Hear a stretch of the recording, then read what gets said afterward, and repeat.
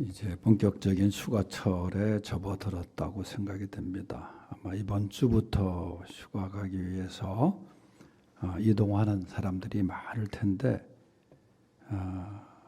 이 보도에 의하면은 금년에 휴가 총 인원을 1억 명 정도로 예상을 하더라고요. 그러니까 누적된 이제 숫자겠는데, 그리고 가장 많이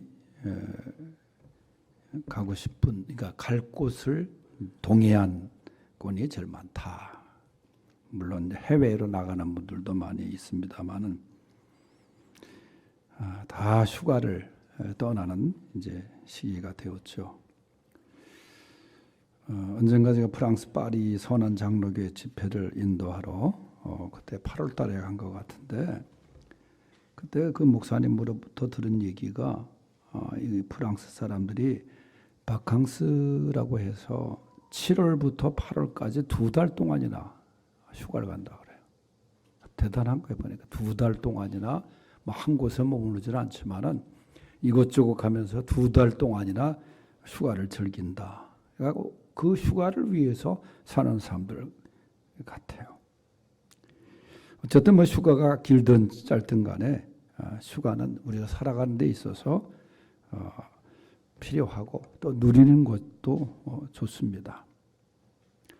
열심히 일하는 거, 죽어라 일만 하는 거, 그런 사회도 있습니다만은 그래도 쉼이 필요하죠.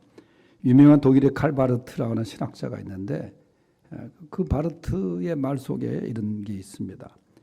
천사들도 하나님 앞에 있을 때는 바하 음악을 즐겨 듣지만은 자기들끼리 있을 때는 모차르트 음악을 듣는다. 이 말의 의미는 아마 음악을 좋아하시는 분들은 이해하실 텐데, 바하는 교회 음악의 아버지라고 부르잖아요. 경건하고 그리고 엄숙하고, 그래서 하나님 앞에서는 천사들도 그런 음악을 듣는데요. 그러다가 자기들끼리 있으면은 아주 감미롭고 달콤하고 화려한 모차르트의 음악을 듣는다 그래요. 저도 가끔 차를 이렇게 몰고 이제 어디 멀리 가고 그럴 때 보면은 클래식만 들을 수가 없어요. 그래서 가끔 우리 교회 자주 온 최성수 노래를 제가 자주 유튜브에서 찾아가지고, 그러면 한 시간 내내 2시간 동안 최성수 노래만 쭉 듣는데, 최성수가 항상 얘기하는 게, 목사님 저는 이 동행을 만들 때나 복음성가 만드는 것처럼 그런 마음으로 만들었습니다. 이제 동행을 들으면서 쫙 가면은 또 그런 대로 또 참 분위기가 또 있어요. 그러니까 하나님 앞에서 경건한 거, 그 시간도 필요하지만 천사들도 자기들끼리 있을 때는 좀 쉬고 싶고 즐기고 싶고 그렇다는 이야기입니다. 우리의 삶에도 쉼이 필요한 거예요. 창세기에 보면은 하나님께서도 천지를 창조하실 때 계속 일하신 게 아니라 7일째는 안식을 하셨다, 쉬셨다, 그렇게 말씀하셨습니다. 그리고 우리에게 안식일을 또 명하셔서 지키라. 오늘 본문에 보면은 예수님께서도 이 쉼에 대하여 말씀을 하셨습니다. 사실 예수님의 공생애를 보면은 매우 분주하셨어요. 특히 누가복음을 기록한 누가는 예수님의 이제 그 사역을 쭉 기록하면서 한 곳에 머무르지 않고 계속 이동하시면서 병자를 고치시고 말씀 전하시고 말이죠. 그런 예수님의 모습을 누가가 아주 분주한 예수님 그러면서 기록을 했습니다. 그런데 예수님이 오늘 본문에 보면 역시 분주한 사역 속에서 제자들에게 그런 말씀을 하세요. 31절에 보면, 야, 너희들 따로 한적한 곳에 가서 잠깐 쉬어라. 예수님이 명하신 거예요. 제자들에게 명하시기를 너희들 따로 한적한 곳으로 가서 잠깐 쉬어라. 쉬라는 거예요. 제자들에게 잠깐 쉬어라. 쉼을 명하신 거예요.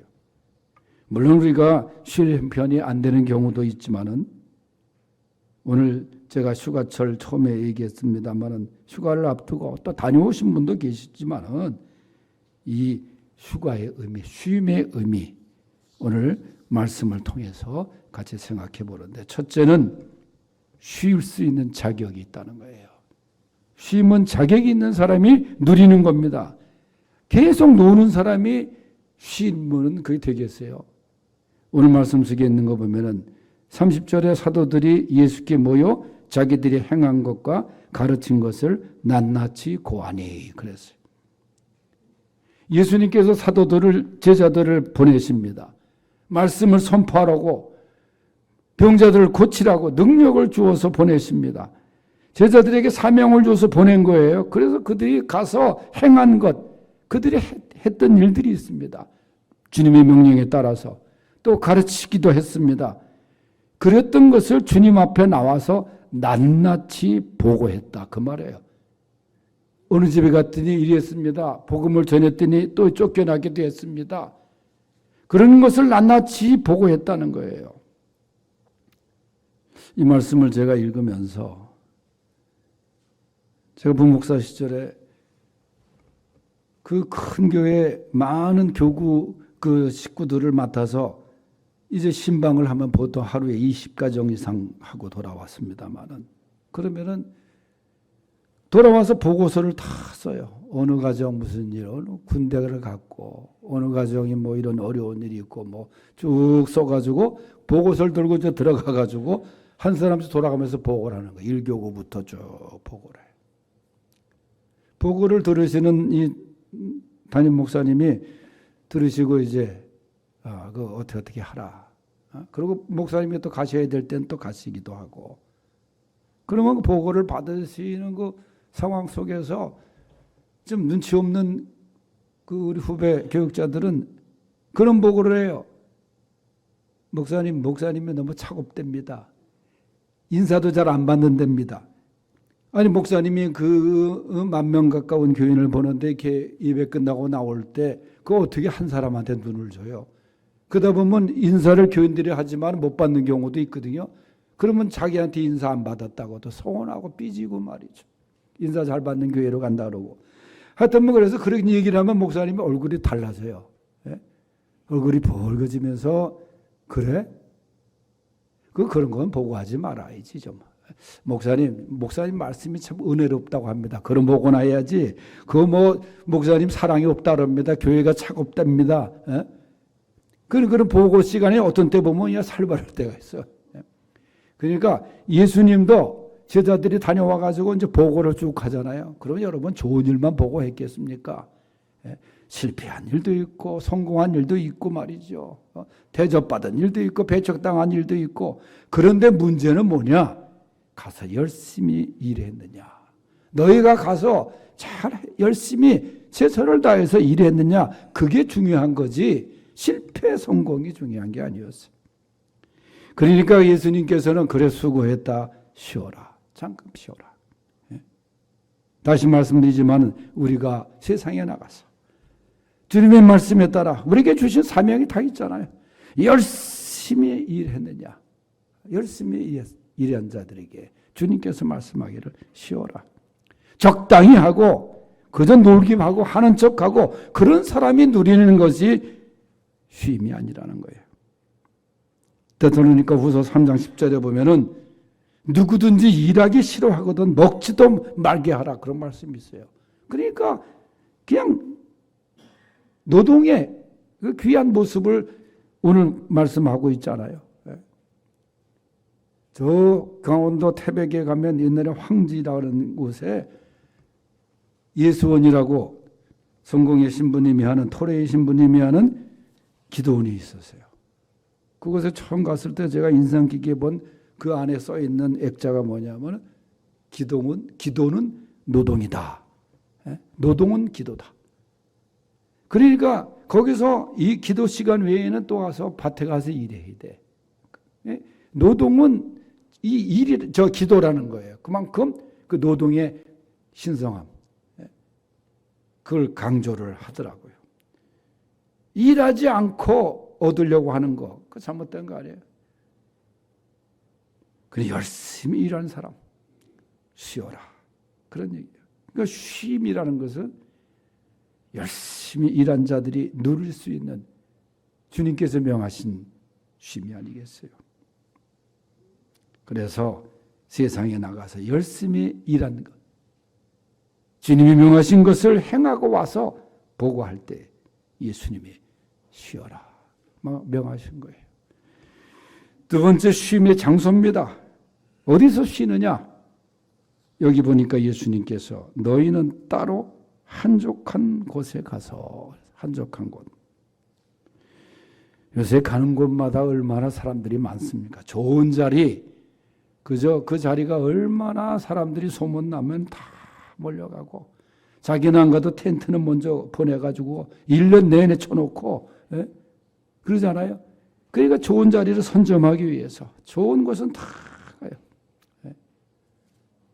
제가 우리 교회에도 갔던 거 육군 참모총장 출신 그 장중규 장군이, 그 사람을 내 중용 때 만나서 이제 교회도 지어주고 했던 그 시절인데, 그 사람이 자기가 그 수색대 대장 중령 때 하고 이제 사단장이 돼가 우리 교회 와서 사단장 나가면서 인사하지 않았어요.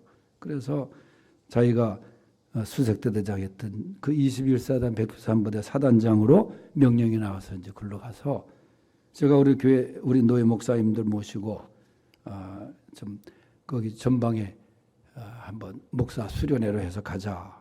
그래서 이제 갔는데 사단장한테 특별히 제가 얘기해서 두타이언 계곡은 꼭 가게 하라, 허가해주라. 그래서 그 민간인들이 못 들어가는 데인데, 그 두타이언 계곡이라는 데가 그 양구에서 그 전방에 들어가는 곳에 이제 부대가 관리하는 계곡인데 얼마나 맑고 좋은지 몰라요. 물도 맑고 말이죠. 예? 사람들이 들어가지 않은 곳이니까, 사람들이 발길이 민간인들이 못 들어간 곳, 군인들만 지키는 곳인데 열무가 얼마나 많은지, 예? 정말 물이 맑고 좋아요. 그거 했더니 목사님들이 이런 데가 있었냐고, 예? 그런 데다 텐트 쳐놓고 말이죠. 잠자고 거기서 캠핑 한 2박 3일이라도 하면 얼마나 좋겠어요. 근데 이제 그걸 군에서 내달라가 막 그러니까 그게 서서히 개방이 되니까 그게 이제 오염이 되기도 시작하는 거예요. 예. 우리가 너무 몰리고 또 발길이 닿고 하다 보면 또 거기 가서 훼손을 시키고 말이죠. 오염시키고 그런 게 얼마나 많은지 몰라. 그런데 휴가라는 곳은, 쉼이란 장소는 정말 오늘 말씀하신 대로 그저 한적하고 조용한 곳. 예? 그런데 우리가 그런 공간적으로도 그 한적한 곳을 우리가 생각하지만은, 여러분 우리가 멀리 못 가더라도 말이죠. 내가 한적한 시간과 공간을 내가 만들 수가 있어요. 나만이 누릴 수가 있는 거야. 아이들이 학교 가고 남편이 직장에 가고 조용한 그 나만의 공간, 그 시간, 그게 한적한 시간과 공간이 될 수 있는 거거든요. 성전에 넘어서 조용한 시간 낮에 와서 찬양하고 말씀 읽고 기도하고, 그게 한적한 그 나만의 그런 영적인 공간이 되는 것 아니겠습니까? 우리가 멀리 그곳을 찾아가지 못해도 조용한 곳, 조용한 시간, 한적한 시간, 주님을 만나는 그 시간, 그게 바로 오늘 말씀하신 한적한 곳이 아니겠습니까?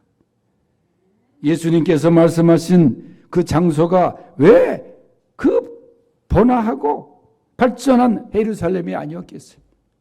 한적한 곳에 가서 쉬어라. 주님과 나만이 만날 수 있는 그 공간. 사실 예수님도 이 말씀을 하셨지만은 한적한 곳을 즐겨 찾으셨어요. 마가복음 앞에 1장 35절에 보면 새벽 아직도 밝기 전에 예수께서 일어나 한적한 곳으로 가서 거기서 기도하시더니, 예수님은 한적한 공간을 찾아가셨어요. 성부 하나님께 기도하기 위해서 한적한 곳을 향해서 가셨다는 거예요. 복잡하고 시끄러운 세상에서 살아왔는데, 여러분 쉼이라는 것은 바로 이처럼 한적하고 조용한 공간, 시간, 거기서 경험하는 것입니다. 찬송가 364장 4절에 보면 내 기도하는 그 시간 그때가 가장 즐겁다. 주 세상에서 일찍이 저 요란한 것 피하여 빈들에서나 산에서 온 밤을 세워 지내사 주위에서 친히 기도로 큰 본을 보여주셨네. 요란한 것 피해서 빈들이나 산에서 한적한 시간을 보내셨다는 거예요. 교회사에 보면 초대교회 교부들도 주로 하나님을 만났던 장소가 광야였습니다. 사막이었습니다. 아니 저런 곳에 수도원이 있을 수가 없는데 그런 곳에 수도원이 있더라고요. 한적한 공간, 한적한 시간. 이게 바로 쉼의 영혼의 쉼을 얻는 장소요 시간인 줄로 믿습니다. 세 번째는 쉼의 시간입니다. 그럼 쉼을 몇 달을 갖춰야 돼요. 아까 프랑스 사람들처럼 바캉스를 몇 달 동안 다녀오고 말이죠. 오늘 31절에 보면은 예수님이 하신 말씀이 나와요. 잠깐 쉬어라. 잠깐 쉬어라. 이는 오고 가는 사람이 많아 음식 먹을 겨를도 없습니다. 쉼은 오래 해서는 안 된다는 거예요. 흔히 휴가가 길면은 좋아하죠. 제가 군대에 있을 때 제일 긴 휴가가 보름의 정기 휴가 아니에요. 그런데 그때 보니까 어느 병사는 저 한강 지키다가 무장 군비를 사살했다고 이 사람은 헬기 태워가지고 고향에 가가지고 제대하는 날 올라오더라고. 그때는 그게 엄청난 포상효과가 돼가지고 굉장한 휴가를 다녀오더라고. 또 제가 있던 부대가 의정부 그 부대에서 그 미군 부대랑 이 벽이 붙어 있었어요. 근데 이게 미군들 중에서도 이번에도 하나 판문점으로 정신없는 흑인 병사 하나가 넘어갔습니다만은 지금 소식도 없고 그 말년이 참 그 가자마자 이제 취조당하면서 얼마나 고생하는지 이용당하는지 몰라요. 이 미군 병사들이 참 그런 사람들은 이게 저 군대 가면 안 되는데, 근데 제가 있던 부대에도 제가 있을 때 보니까 술 먹고서 부대 안에서 이게 밖에 이제 몰래 허가 없이 나가는데 이게 술 취해서 잘못 넘어왔어요. 우리 부대로 넘어온 거야. 그러니까 보초가 그걸 보고 잡았어요. 그래서 이제 미군 부대 인계했죠. 그러니까 사령관이 그걸 보고받고 아침에 어이구 보초 잘 썼다고 휴가 보내라고 그래가지고 휴가를 이 보초 쓴 명사가 휴가를 갔어요.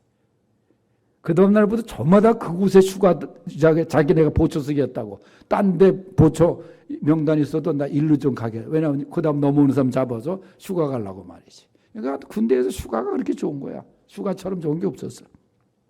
근데 그것도 지나고 보니까 그것도 다 잠시 있었던 일들인데 이 휴가라는 거, 휴식이라는 거, 오늘 말씀하는 주님께서 말씀하신 쉬라는 게 기간을 정해 주셨는데 그 기간이 언제냐? 잠깐 쉬어라는 거야, 잠깐. 왜냐? 이제 이 쉼을 통해서 가서 또 열심히 일하라.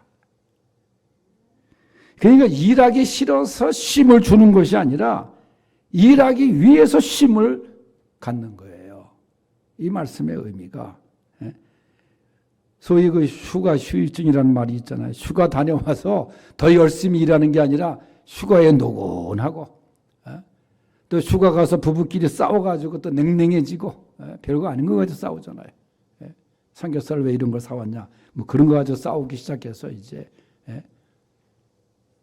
그런데 여러분 그건 휴가의 의미를 모르는 사람들의 이야기예요. 쉼의 의미는 일하기 위한 쉼입니다.